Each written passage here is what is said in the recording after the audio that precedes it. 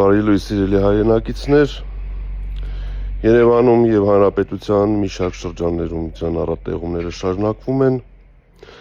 առանձին հատվածներում բուք է ցածր հորիզոնական տեսանելիություն։